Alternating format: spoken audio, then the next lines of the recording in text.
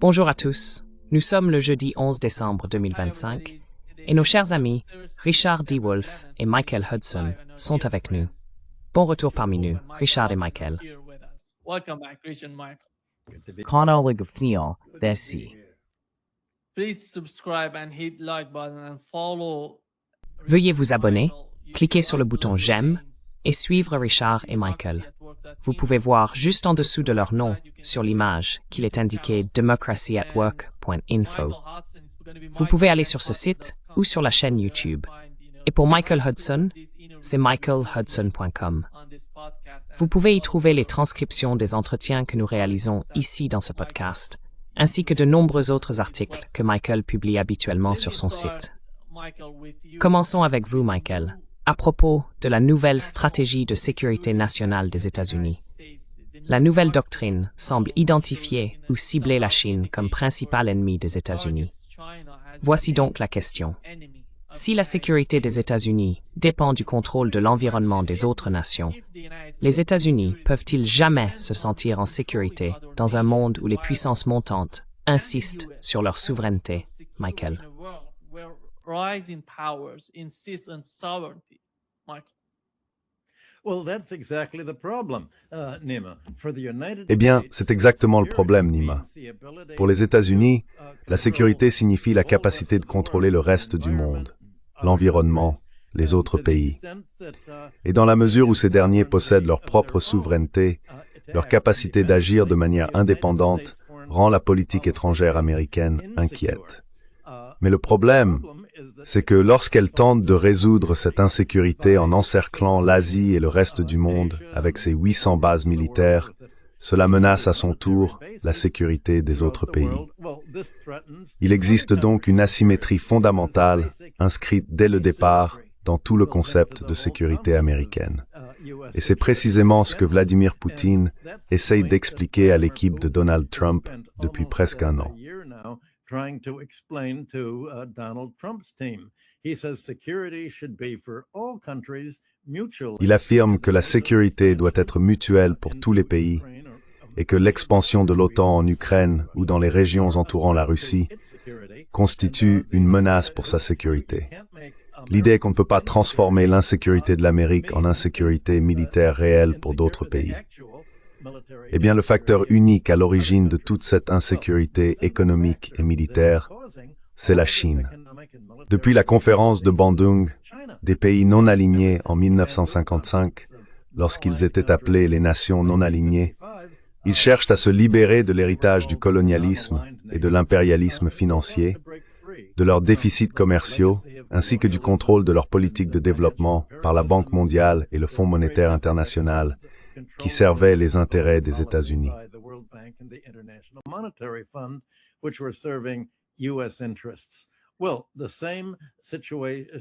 Eh bien, la même situation existait dans les années 1970 avec la tentative de créer un nouvel ordre économique international. Le problème était que ces pays pouvaient se plaindre, mais ils n'avaient pas vraiment d'alternative à leur dépendance vis-à-vis du commerce américain, des investissements américains et de l'ensemble du système financier mondial, qui était contrôlé par les États-Unis dans leur propre intérêt, la norme des bons du Trésor, la manière dont les banques centrales étrangères vendent leurs réserves.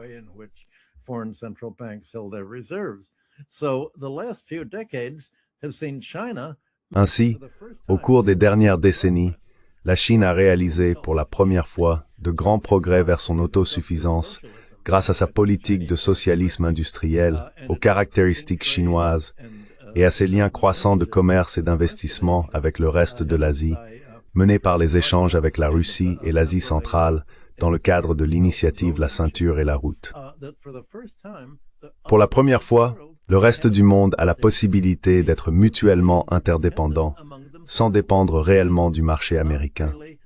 Dans la mesure où ces pays parviennent à s'en détacher, à dédollariser leurs économies et à transférer leur dépendance vers la Chine et la Russie pour la fabrication et les matières premières, remplaçant ainsi essentiellement les États-Unis.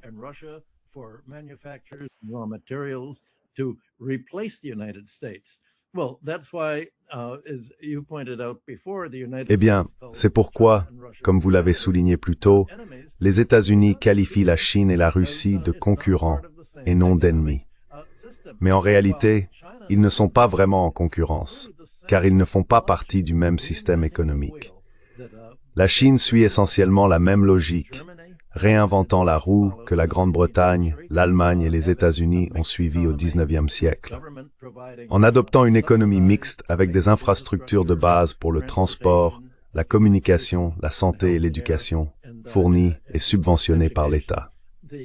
Les États-Unis eux-mêmes se sont désindustrialisés, non seulement en s'appuyant sur des pays étrangers à main-d'œuvre bon marché pour faire baisser le coût du travail américain, mais aussi parce que la financiarisation qui s'est produite est fondamentalement en contradiction avec le capitalisme industriel.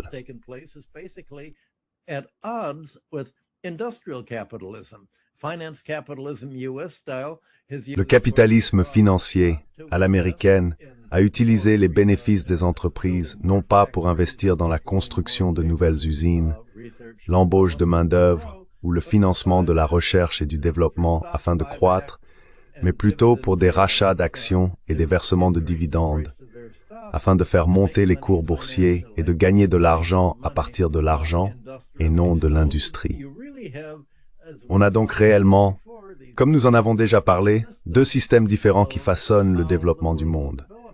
Le socialisme industriel, très proche du capitalisme industriel de la fin du XIXe siècle, et le capitalisme financier aux États-Unis qui a sapé l'économie américaine.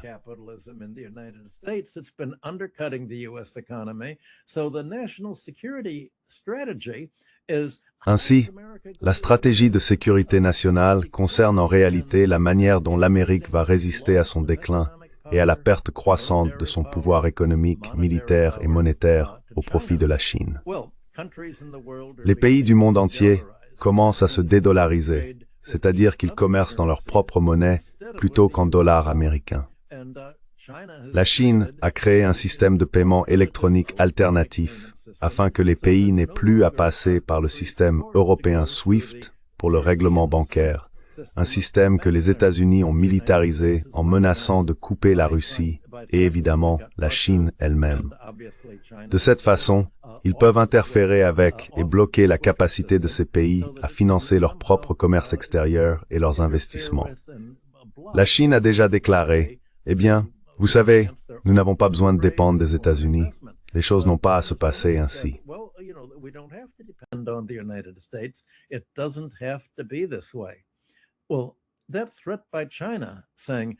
Eh bien, cette menace venant de la Chine, affirmant que les choses n'ont pas à se passer ainsi, est-ce que les États-Unis considèrent comme la grande menace pour leur sécurité nationale?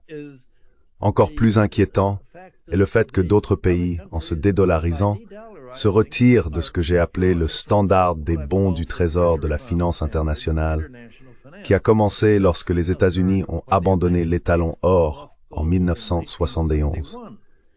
Avant cela, le général de Gaulle, les Allemands et d'autres pays recevaient tous ces dollars que les États-Unis inondaient dans le monde à cause de leurs dépenses militaires en Asie du Sud-Est et ailleurs. Ces dollars se retrouvaient en grande partie dans les banques centrales européennes qui les échangeaient contre de l'or. Les réserves d'or américaines ne cessaient de diminuer, et c'était là la mesure fondamentale du pouvoir.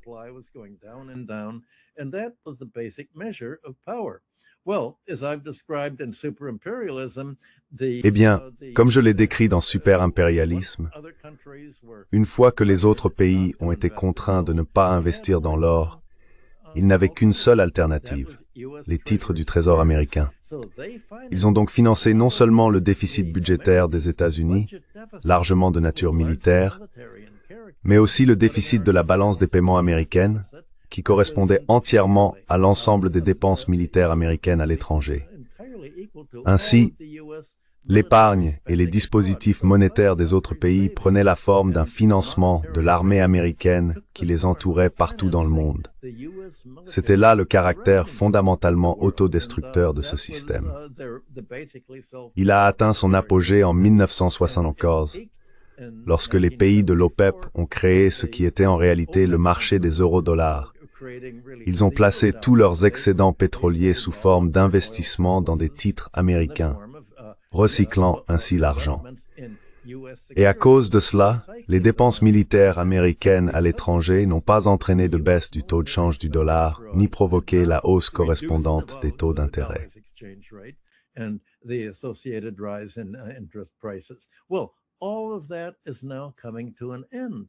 Eh bien, tout cela touche maintenant à sa fin, car les autres pays ont le choix. Ils décident. La Chine a accepté de maintenir ses avoirs en dollars à peu près constants au cours des 10 dernières années. Mais toute la croissance de ses réserves économiques a pris la forme soit d'une accumulation d'or, ce qui a contribué à en faire monter le prix, soit de la détention des devises de ses partenaires commerciaux. Cela a laissé au dollar un rôle déclinant dans les réserves internationales, non seulement de la Chine, mais aussi d'autres pays. Le principal détenteur de dollars reste le Japon, qui accepte de les conserver et en somme de subventionner les États-Unis.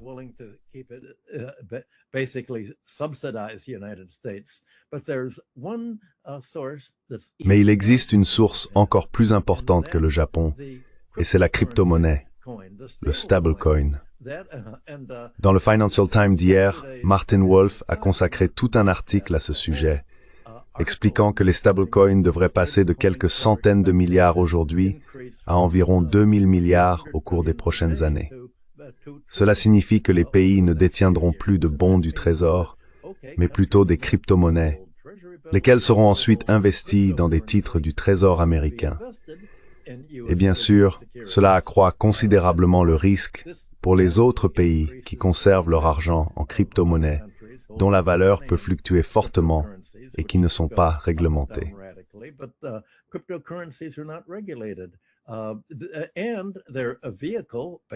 Et ils sont essentiellement un véhicule pour les criminels, les kleptocrates et les chefs d'État, tels que Zelensky et son clan, afin de garder leur argent invisible, en apparence, pour les autorités réglementaires et criminelles de leur pays.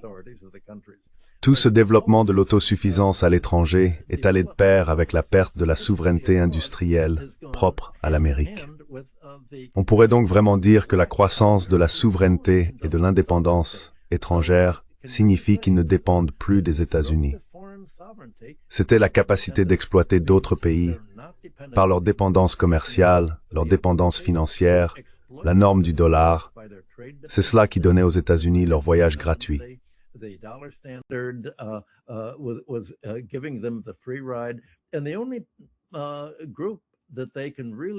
Et le seul groupe qu'ils peuvent vraiment exploiter aujourd'hui dans une mesure comparable est bien sûr l'OTAN. L'Union européenne est devenue en somme un singe capitulaire face à toutes les exigences de Donald Trump, car l'Europe a accepté de dépendre totalement du marché américain pour ses exportations et d'abandonner tout espoir de commercer avec le marché russe, le marché chinois et plus largement le marché eurasien. Ainsi, les États-Unis veulent au moins verrouiller l'Europe. Et la question est de savoir s'ils peuvent aussi verrouiller d'autres pays.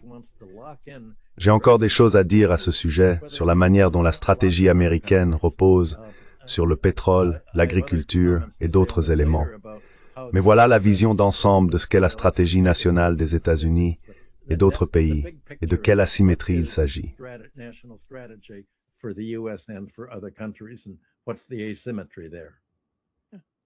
Richard, lance-toi. Quel est ton avis? D'accord.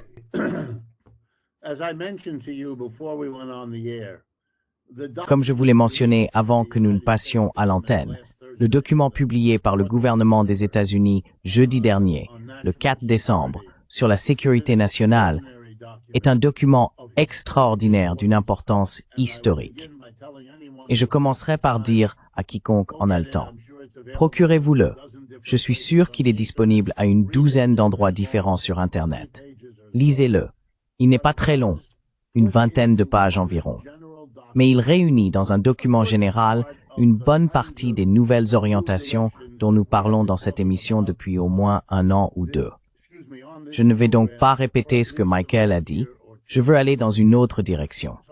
J'ai beaucoup appris et je continue d'apprendre beaucoup d'un professeur de sciences politiques à l'Université de Chicago nommé John Mearsheimer. of Chicago named John Mearsheimer. He has been doing a lot of work on global. Il a beaucoup travaillé sur les conflits entre grandes puissances à l'échelle mondiale. Il a été l'un des premiers à identifier l'impossibilité pour l'Ukraine de gagner cette guerre. Et il analyse tout du point de vue des grandes puissances agissant les unes contre les autres. Il explique généralement cela en disant que c'est dans la nature des grandes puissances de se sentir en insécurité face à leur situation, et que tout ce qu'elles font, y compris se faire la guerre, découle de leur tentative de gérer cette insécurité. Je me suis toujours demandé pourquoi commencer le raisonnement à ce point-là.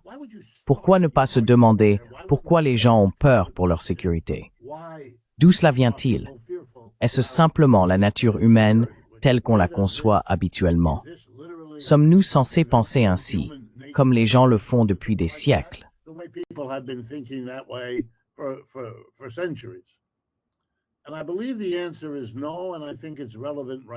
Et je pense que la réponse est non, et que c'est pertinent en ce moment. Voici le modèle à garder à l'esprit. C'est le modèle classique de la concurrence capitaliste.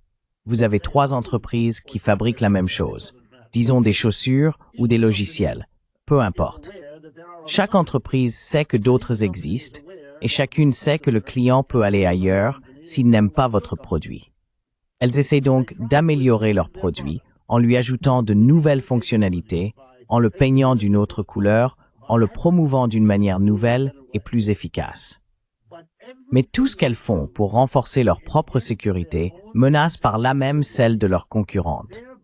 Car si vous réussissez à améliorer la qualité de vos biens, vous déplacez l'acheteur du produit de l'autre entreprise vers le vôtre. C'est ce que vous espérez.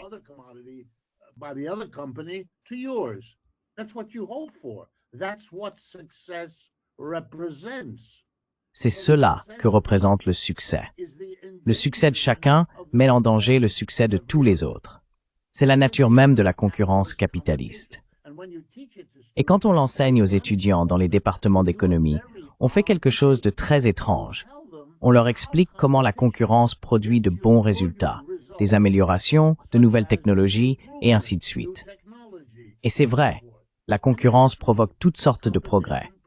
Mais, comme toute personne ayant ne serait-ce que 10 secondes de Hegel dans la tête le saurait, il faut alors poser la question: quelles sont les conséquences négatives de la concurrence qui s'avèrent être aussi horribles et destructrices qu'on peut l'imaginer?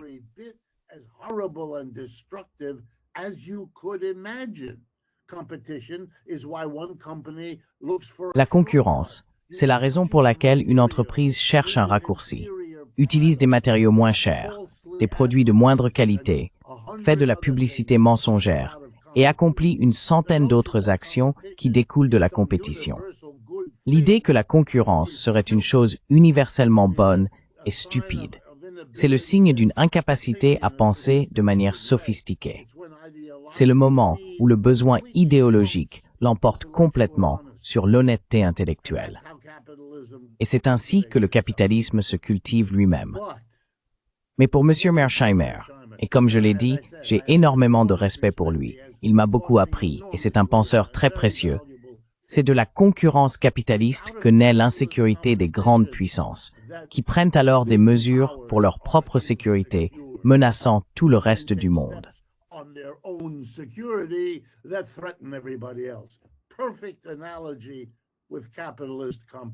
Une analogie parfaite avec la concurrence capitaliste, qui soulève la question, si nous voulons être honnêtes, de savoir si nous parviendrons un jour à résoudre le problème de l'hostilité entre grandes puissances, sans nous débarrasser du capitalisme dont tout cela découle et sur lequel il est fondé.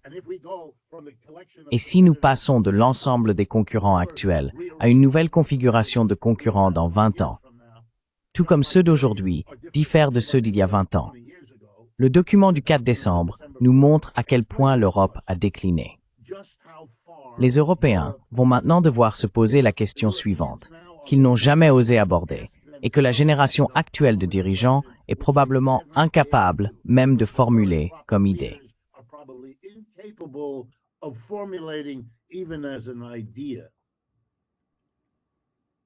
Here's the question. The mistake we made Voici la question. L'erreur que nous avons peut-être commise en Europe, et par nous, j'entends Macron, von der Leyen, Starmer, Merz et Meloni aussi. Ajoutons-la pour faire bonne mesure. Elle est un peu différente, mais pas assez. Ils sont désormais engagés dans une nouvelle compétition qu'ils n'ont pas comprise, qui, entre l'Europe d'un côté et les États-Unis de l'autre, conclura en premier un accord avec la Russie et la Chine et roulera l'autre en le faisant. Mais ce n'est pas seulement une carte que les États-Unis peuvent jouer, c'est aussi une carte que les Européens peuvent jouer. Ils arrivent tard dans cette partie. Ils ont trébuché sur leur propre incapacité à voir ce que le document du 4 décembre leur montre maintenant. Mais il y aura des forces en Europe qui comprendront cela.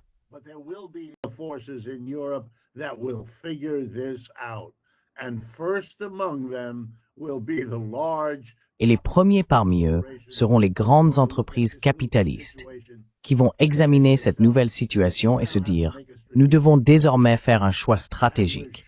Et il est hors de question que nous délocalisions davantage de production de l'Europe vers les États-Unis tant que ce choix ne sera pas clair. » Cela signifie que les États-Unis ne rapatrieront rien de significatif. Et ce n'est pas une bonne nouvelle pour M. Trump. Voilà donc le premier point. Ensuite, je pense effectivement que nous assistons à un changement, étant donné que dans le document du 4 décembre, ni la Russie ni la Chine ne sont qualifiés d'ennemis. L'accent mis sur la Chine est présenté comme une compétition.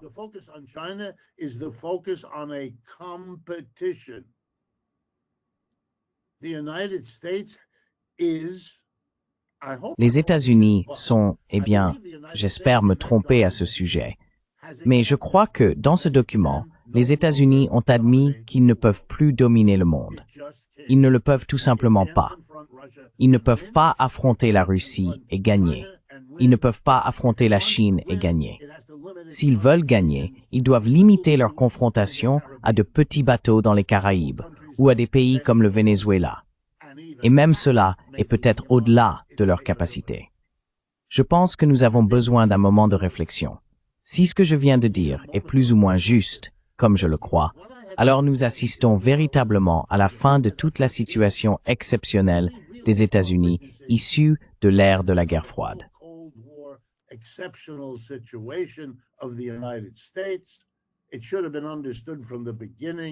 Cela aurait dû être compris dès le début. Cela ne pouvait pas durer. Depuis 70 ans, nous suivons essentiellement une seule trajectoire, année après année, dans une seule direction, montrant que le reste du monde rattrape son retard et finira par dépasser ce que nous avons accompli dans ce pays, pour toutes les raisons évidentes. Et je pense qu'il est compris presque partout dans le monde que la véritable attitude envers les États-Unis, bien qu'elle ne puisse pas être exprimée ouvertement, car les États-Unis sont encore assez puissants, est que c'est un empire mourant, un système en déclin. Il se peut que ce ne soit pas seulement les États-Unis qui ne puissent plus contrôler le monde. Il se peut même que ce ne soit plus le capitalisme américain lui-même.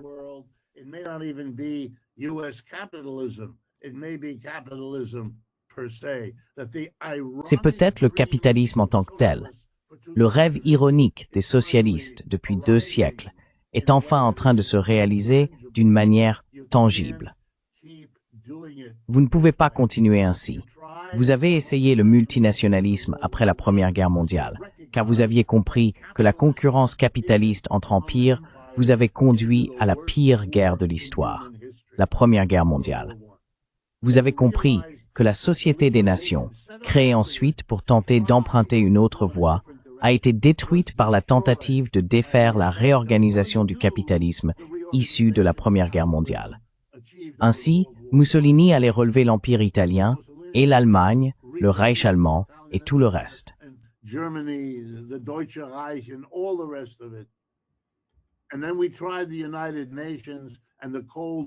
Et puis, nous avons essayé les Nations Unies, et la guerre froide en a fait une parodie. Mais ces efforts étaient des tentatives de trouver une manière collective de gérer nos problèmes. Nous allons découvrir, et cela viendra peut-être de l'économie, même si c'est bien sûr un de mes préjugés et celui de Michael, compte tenu du travail que nous faisons, comme chacun le comprend. Que les entreprises individuelles en concurrence les unes avec les autres ne sont pas un don de Dieu à l'humanité, pas plus que ne l'était l'esclavage ou le féodalisme. C'est une phase temporaire. Nous avons appris à faire mieux à l'époque, et c'est là que nous en sommes aujourd'hui.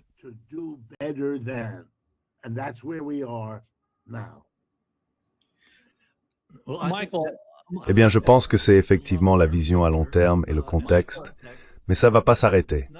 Michael, tu m'entends? Quoi, tu m'entends? Oui, tu m'entends? Can you hear me? Yes, can you hear me? Yeah, I can hear you. Michael, let me ask Oui, you a je question t'entends. before going to Michael, your comments. laisse-moi te poser une question avant de passer à tes commentaires. Tu sais, quand ils essaient de présenter la Chine comme l'ennemi principal dans ce document, la NSS, la stratégie de sécurité nationale, à mon avis, cela accélère en réalité le monde multipolaire que les États-Unis tentent d'empêcher. Et l'autre conséquence de cela serait la dédollarisation. Si la dédollarisation réussit, la sécurité nationale des États-Unis, fondée sur des dépenses militaires financées par le Trésor, peut-elle survivre sans son repas gratuit mondial? Survive without its global free lunch? Well, that's really what the national security. Eh bien, c'est précisément de cela qu'il s'agit dans le plan de sécurité nationale. La question est qu'ils reconnaissent la dédollarisation. Ils reconnaissent que les États-Unis ne peuvent pas contrôler le monde entier et qu'il va réellement y avoir un ensemble de sphères d'influence. Les États-Unis, la Russie et la Chine, mais pas le Japon, en feront partie. Ce que les États-Unis peuvent sécuriser, c'est une Europe captive, bien qu'ils soulignent, comme Richard l'a dit, que l'Europe est en grande partie en train de s'effondrer, ainsi que l'Amérique latine. Les États-Unis veulent verrouiller l'Amérique latine, au moins pour son approvisionnement en matières premières et en pétrole. Et même avec la division du monde en ces différents blocs, les États-Unis ont encore un moyen de lancer une nouvelle stratégie pour la guerre froide.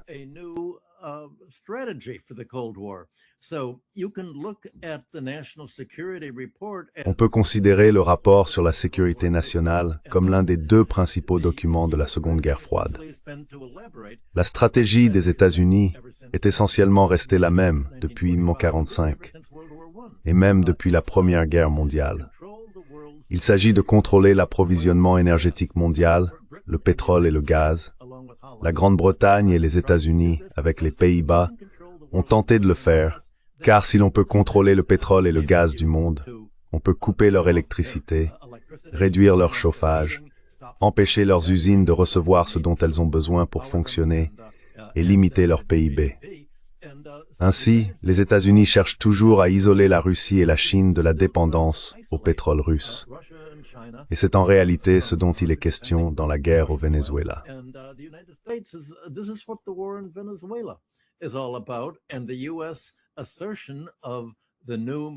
Et l'affirmation par les États-Unis d'une nouvelle doctrine du protocole Monroe fait partie de cette nouvelle stratégie, la raviver. La semaine dernière, on a vu la politique consistant à faire exploser des pétroliers transportant du pétrole et du gaz russe. Il y a eu une autre tentative contre un pétrolier russe hier, et également hier, les forces armées américaines ont saisi un pétrolier quittant le Venezuela avec du pétrole vénézuélien. Ils n'ont pas encore annoncé où ce pétrole allait, mais Trump dit qu'il ne considère pas le Venezuela comme un pays producteur de pétrole. Il l'appelle un pays narco-terroriste. C'est comme traiter quelqu'un dans un lycée vénézuélien de caca-culotte. Les États-Unis qualifient désormais de narco-terroriste toute personne ou tout pays qui ne leur plaît pas.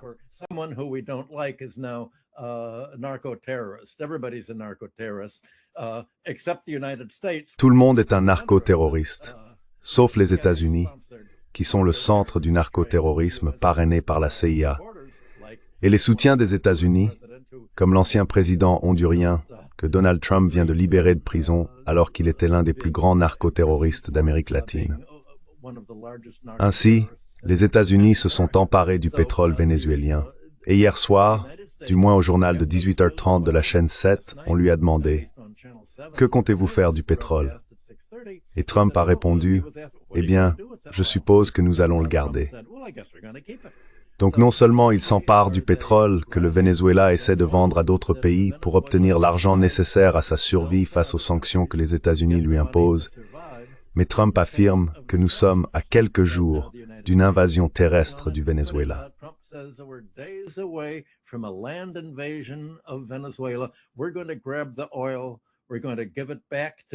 Nous allons prendre le pétrole, nous allons le rendre aux compagnies pétrolières américaines.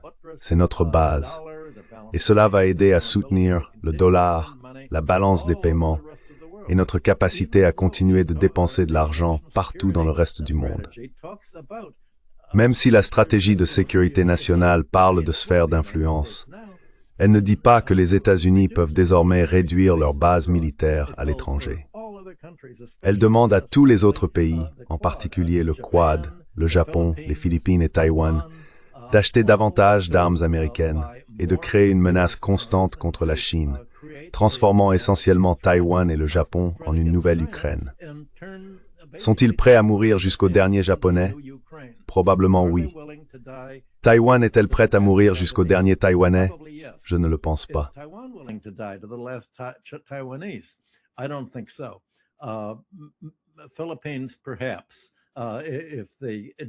Les Philippines, peut-être, si le dictateur reçoit suffisamment d'argent des États-Unis.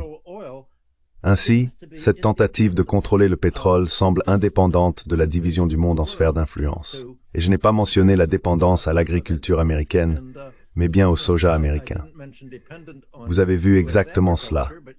Après le pétrole, rendre d'autres pays dépendants de vos exportations alimentaires, tout en utilisant la Banque mondiale et le FMI pour les empêcher d'investir dans leurs propres réformes agraires ou de réguler leur économie afin de produire de la nourriture pour eux-mêmes plutôt que des cultures d'exportation.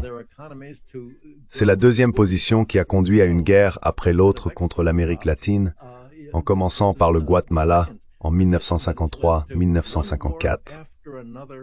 Lorsqu'il y eut une tentative de réforme agraire là-bas, et tout l'effort des États-Unis pour combattre la théologie de la libération de l'Église catholique, qui portait entièrement sur la réforme agraire et l'autosuffisance alimentaire.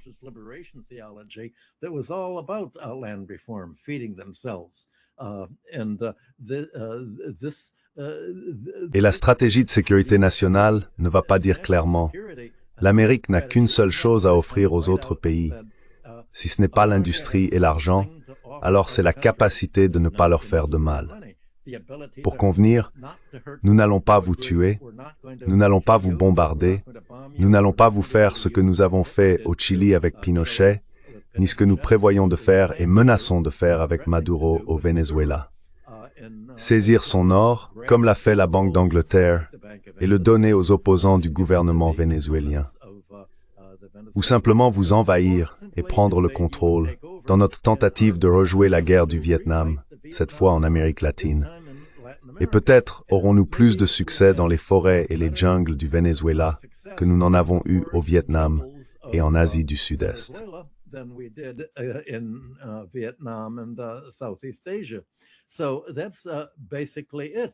Voilà, c'est essentiellement ça. Eh bien, que peuvent faire la Chine et la Russie pour s'y opposer? D'une part, elles ont déjà essayé d'aider le Venezuela à se protéger en lui fournissant des armes. Nous ne savons pas quel pouvoir cela a donné au Venezuela, soit pour abattre des avions et des missiles américains, soit même pour bombarder des porte-avions et des navires américains qui préparent des armes pour l'invasion du Venezuela. L'Iran fait également partie de ce triumvirat, la Chine, la Russie et l'Iran. Vous remarquerez que l'Iran n'a pas été reconnu comme ayant sa propre sphère d'influence sur le Proche-Orient. C'est parce que c'est un tel cauchemar pour les États-Unis que l'Iran, plutôt qu'Israël et les marionnettes américaines comme l'Arabie saoudite, contrôle le Proche-Orient. Ils ne pouvaient même pas le mentionner.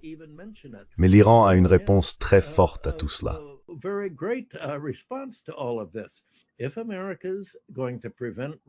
Si l'Amérique entend empêcher les exportations de pétrole russe en faisant exploser ses pétroliers, et si elle compte bloquer les exportations du Venezuela en détruisant ses navires, en envahissant le pays et en s'emparant de ses champs pétrolifères, alors l'Iran peut tout simplement couler un navire dans le golfe Persique. Cela bloquerait la capacité de l'OPEP à exporter du pétrole par voie maritime. Et bien sûr, cela ferait grimper les prix du pétrole en flèche. La logique de l'Iran pourrait être la suivante. Si nous ne pouvons pas commercer, si les États-Unis nous empêchent de commercer par leurs sanctions, alors, s'ils nous empêchent de vendre notre pétrole, aucun autre pays du Moyen-Orient ne pourra vendre le sien non plus. Nous ferons exploser un navire. Et nous n'autoriserons aucun commerce pétrolier proche-oriental, à moins que vous ne nous rendiez nos droits souverains d'exporter du pétrole à qui nous voulons et de recevoir le paiement dans la devise de notre choix.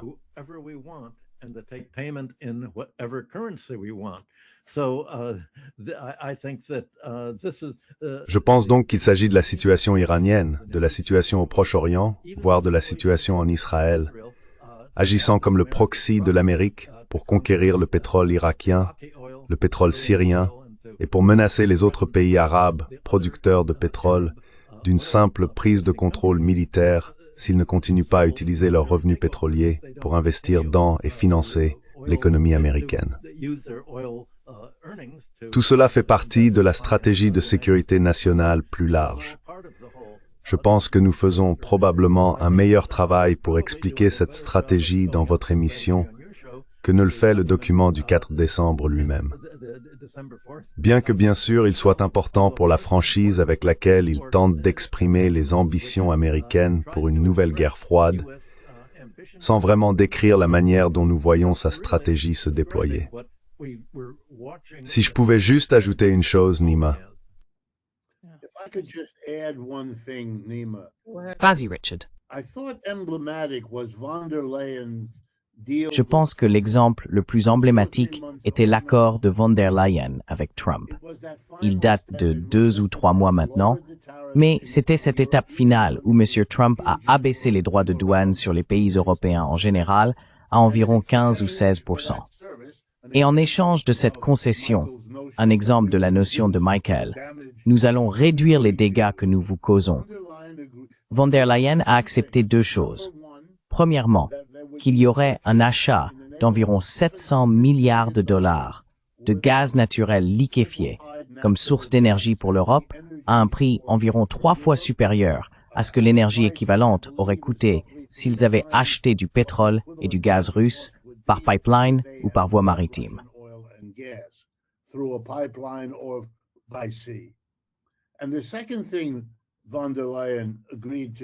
Et la deuxième chose que von der Leyen a accepté de faire a été de créer un fonds d'environ 700 à 750 milliards de dollars sur les 5 à 10 prochaines années, de l'argent européen qui serait investi aux États-Unis.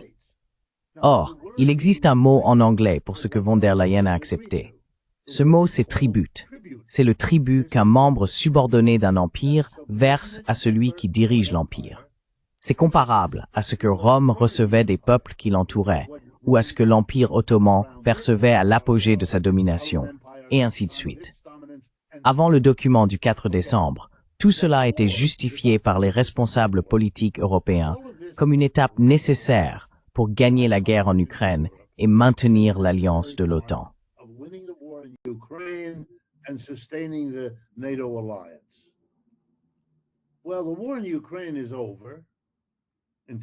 Eh bien, la guerre en Ukraine est terminée en ce qui concerne la question de savoir qui l'emporte, et l'alliance de l'OTAN en est à son dernier voyage en vertu du document du 4 décembre. Et cela va, en réalité, et c'est là mon point, libérer ces médiocres dirigeants européens pour qu'ils prennent une autre direction. Car la voie qu'ils suivaient signifiait que l'opposition de gauche, forte dans des pays comme l'Espagne et la France, et l'opposition de droite, forte dans des pays comme l'Allemagne et la Pologne, aurait désormais moins d'occasions de renverser ces dirigeants, puisqu'ils ne seraient plus en position de se moquer d'eux pour avoir payé le tribut.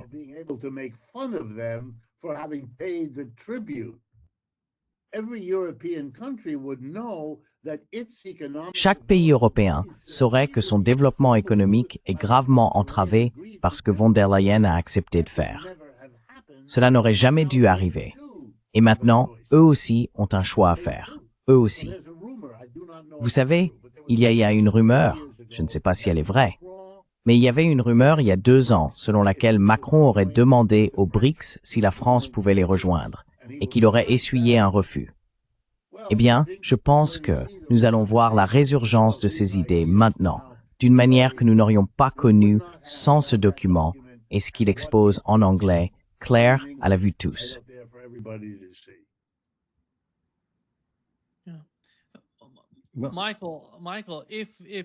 Michael, si les pays cessent de détenir des bons du Trésor américain, il me semble que les États-Unis perdraient non seulement leur domination mondiale, mais aussi le moteur financier qui alimente leur propre armée. Je ne sais pas si cela a été pris en compte, si cet état d'esprit a été envisagé dans les documents.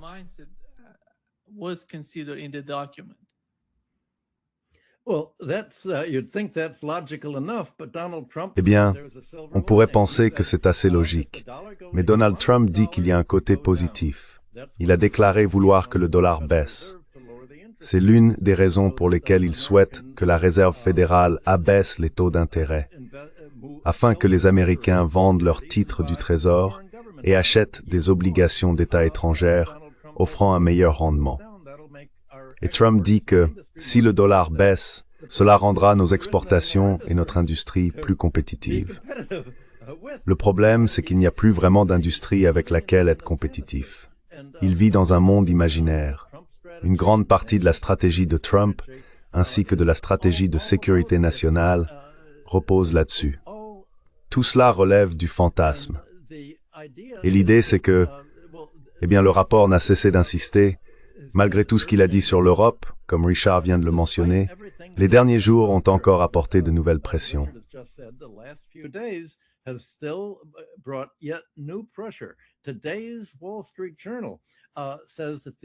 Le Wall Street Journal d'aujourd'hui indique que les États-Unis ont élaboré une nouvelle stratégie visant à pousser l'Europe à saisir les 200 à 240 milliards de dollars que la Russie détient en dépôt en Belgique auprès d'Euroclear. Le journal affirme qu'un plan complet a été mis en place à cet effet. Il y a quelques mois, les États-Unis ont engagé BlackRock, la société d'investissement. Ils ont annoncé leur intention de confier à BlackRock un contrat pour examiner toutes les manières dont les entreprises américaines et leurs filiales européennes peuvent tirer profit d'investissements en Ukraine, notamment dans les terres rares et d'autres secteurs similaires. Et le chef de la faction allemande la plus anti-russe, Merz, a travaillé pour BlackRock, ce qui lui confère un avantage personnel.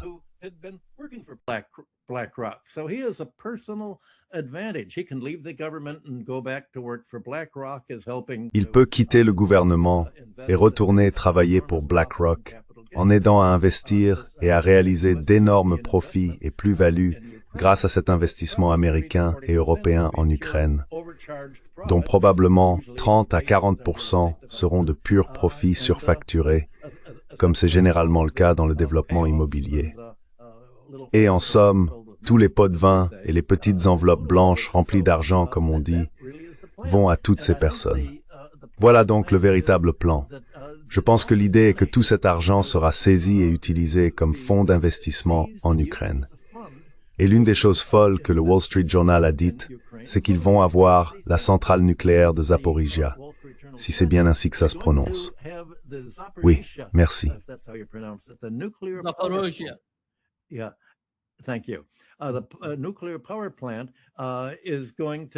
La centrale nucléaire va être utilisée pour alimenter tout un centre de traitement de l'information, car l'information, l'intelligence artificielle, exige d'énormes quantités d'électricité.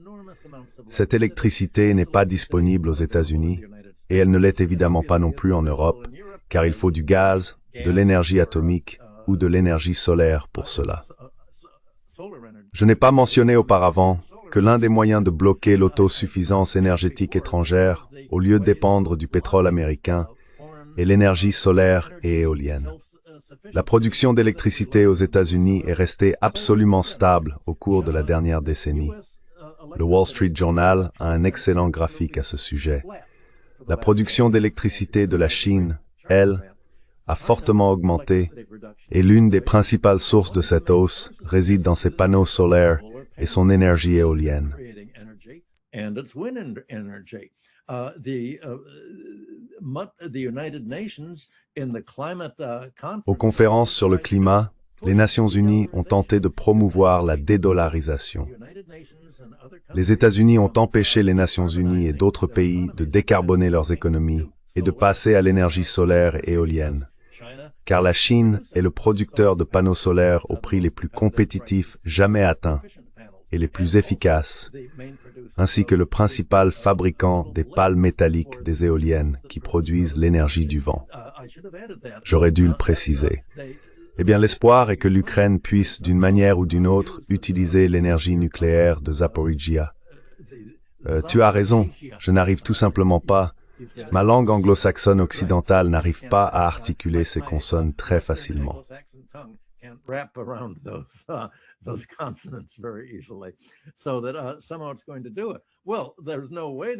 Donc, d'une certaine manière, c'est censé faire cela. Eh bien, il n'y a aucun moyen que cela se produise, car la centrale électrique se trouve dans une partie du Donetsk qui fait déjà partie de la Russie. C'est pas une partie de l'Ukraine, et la Russie ne va pas fournir d'électricité à l'Ukraine. En fait, l'un des problèmes, Eve Smith a écrit un très bon article à ce sujet dans Naked Capitalism aujourd'hui, est de savoir comment l'Ukraine va obtenir de l'électricité. Et par Ukraine, j'entends ce qu'il restera de l'enveloppe qui serait encore appelée Ukraine après que les régions russophones auront rejoint la Russie. En représailles au bombardement ukrainien sur les raffineries de pétrole et les sources d'énergie russes, la Russie a bombardé les sources d'énergie ukrainiennes.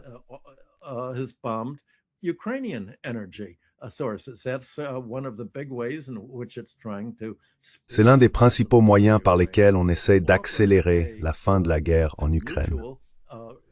Une proposition d'accord mutuel a été faite pour ne pas bombarder les installations énergétiques de part et d'autre, mais les Américains ont dit aux Ukrainiens « Non, non, nous voulons frapper l'énergie de la Russie, même si ce n'est qu'une piqûre d'épingle.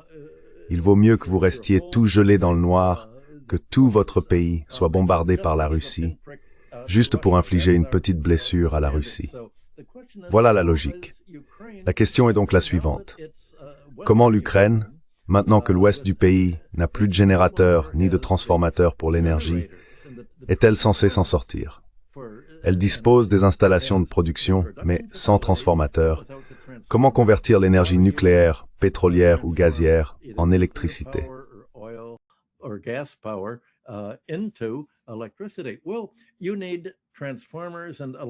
Eh bien, il faut des transformateurs et des équipements électriques qui ont suivi les normes soviétiques pendant de nombreuses décennies et qui les suivent encore aujourd'hui. Tout comme les entreprises russes d'énergie et d'électricité respectent ces mêmes normes.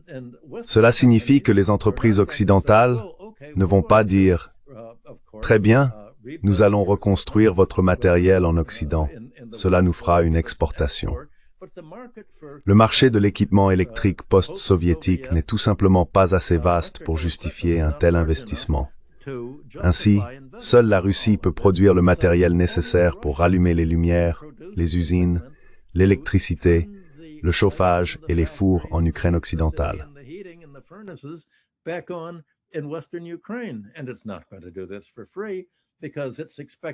Et cela ne se fera pas gratuitement, car on s'attend à ce que l'Ukraine occidentale paie des réparations pour l'attaque qu'elle a menée contre les russophones.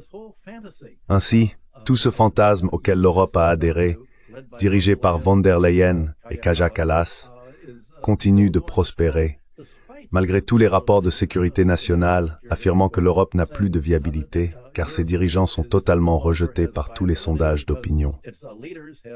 Je crois que Macron est à environ 12% de popularité, peut-être 20% pour Merz, et Starmer est complètement écarté de la politique britannique. Le système politique européen s'effondre, et c'est, je pense, la raison pour laquelle Richard a dit que le système militaire et de guerre froide et l'OTAN s'effondrent à cause de tout cela.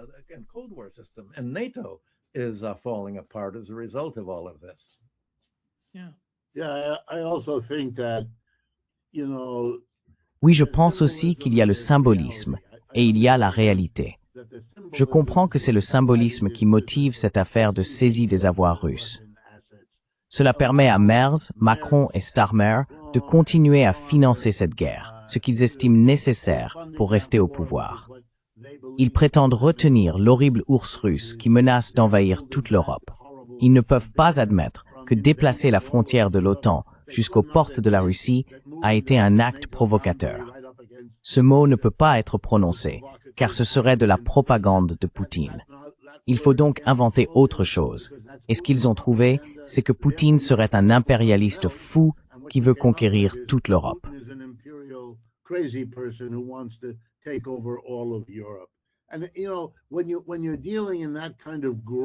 Et, vous savez, quand on s'aventure dans ce genre de symbolisme grossier, on en arrive aux remarques de Kaja Kallas d'il y a quelques semaines, lorsqu'elle a prononcé un discours expliquant que la Russie avait envahi l'Europe 19 fois et que l'Europe n'avait jamais envahi la Russie. C'est une affirmation qui dépasse de loin les limites de compétence de notre président par sa pure ignorance de l'histoire moderne. Vous savez, il n'y a pas de Napoléon, pas de Première Guerre mondiale, pas de Hitler. Dans son univers, tout se résume à M. Poutine. Je veux dire, cela montre à quel point ils sont déconnectés. Mais voici le point essentiel.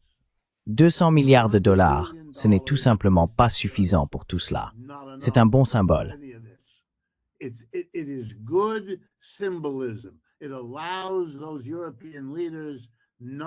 Cela permet à ces dirigeants européens d'éviter de se présenter devant leur Parlement et de demander de l'argent pour sauver leur carrière politique, car cette option n'existe plus pour eux.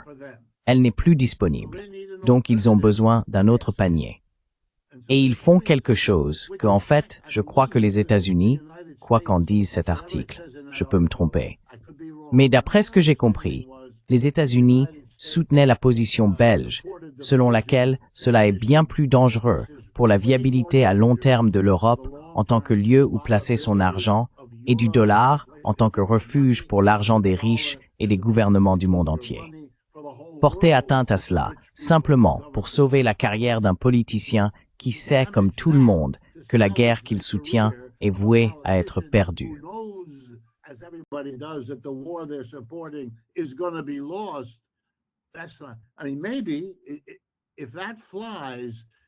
Je veux dire, peut-être que si cela passe, cela montrera que l'Europe est dans une position encore plus désespérée que je ne le pense, et que ce document laissait entendre.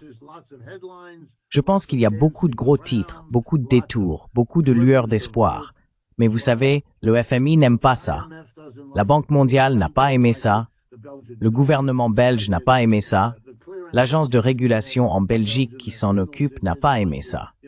Les États-Unis non plus, et ils se gardent bien de le soutenir officiellement.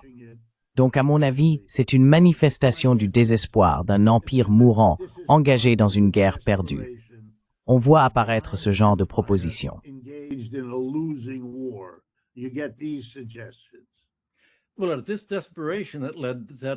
Eh bien, c'est cette désespération qui a conduit à ce que rapportait le Wall Street Journal, qu'il existe aux États-Unis, notamment au sein du département d'État, des groupes qui font pression précisément pour cela.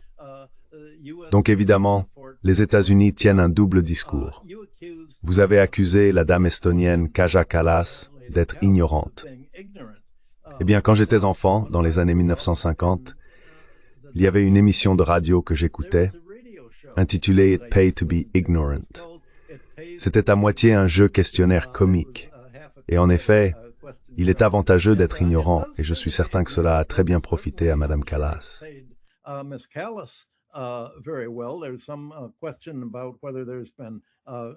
Il y a des doutes quant à savoir s'il y a eu pas mal de détournements de fonds sous sa direction. Et la question est, qu'est-ce qui sera le plus fort? Le récit ou la réalité? Eh bien, nous avons vu le récit du capitalisme industriel, du libertarianisme, des marchés libres et des crypto-monnaies être plus fort que la réalité de tout cela depuis de nombreuses décennies. Ce n'est pas parce qu'une chose n'est pas réaliste qu'elle ne peut pas dominer l'opinion publique. De toute évidence, cela n'a pas fonctionné pour Starmer, Merz et Macron. Mais les États-Unis gardent toujours l'espoir éternel que l'ignorance et le récit puissent l'emporter sur la réalité et l'intérêt matériel. reality and material self-interest. Oui. Richard, veux-tu ajouter quelque chose avant que nous Do you wanna terminions? add something before wrapping up? Yeah, I would like to make Oui, encore une fois, j'aimerais faire une remarque.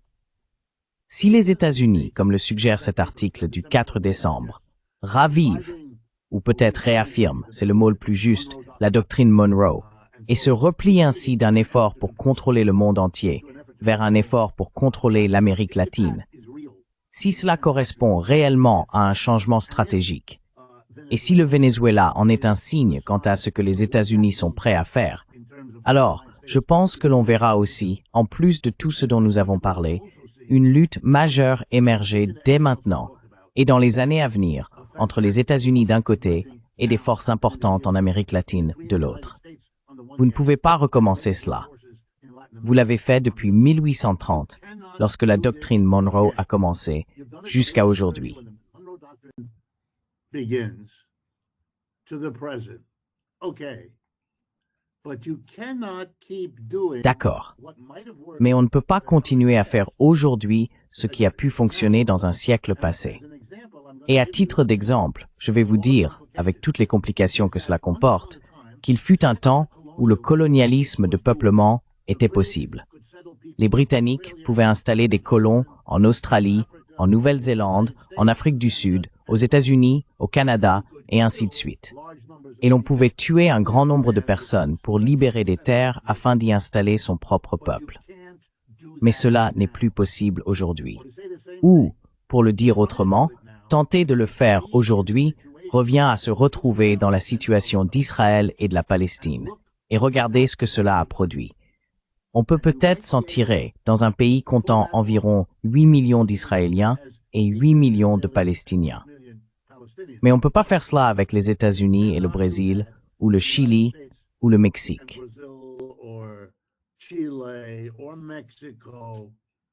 And this is a recipe for Et c'est une recette pour une violence indicible, de l'amertume et de l'organisation. L'Organisation des États américains est une institution fracturée. Son silence à propos de ce qui se passe au Venezuela, ou son silence relatif, est lourd de sens. Mais je ne pense pas que ce soit une institution viable. Je pense qu'il y aura des efforts de la part des Latino-Américains pour riposter. Ils sont aujourd'hui mieux organisés pour le faire qu'ils ne l'ont jamais été. Et ils auront des alliés en Russie, en Chine et ailleurs. Ce ne sera pas un arrangement sûr pour les États-Unis, car le reste du monde ne le respectera pas.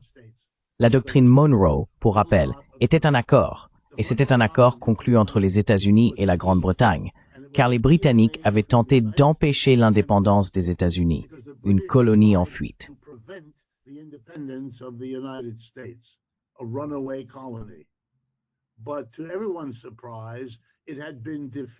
Mais à la surprise générale, elle avait été vaincue lors de la guerre d'indépendance en 1766, puis de nouveau pendant la guerre de 1812.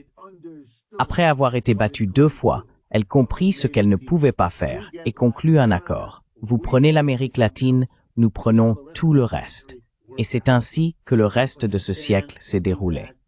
Mais cela n'est plus possible aujourd'hui.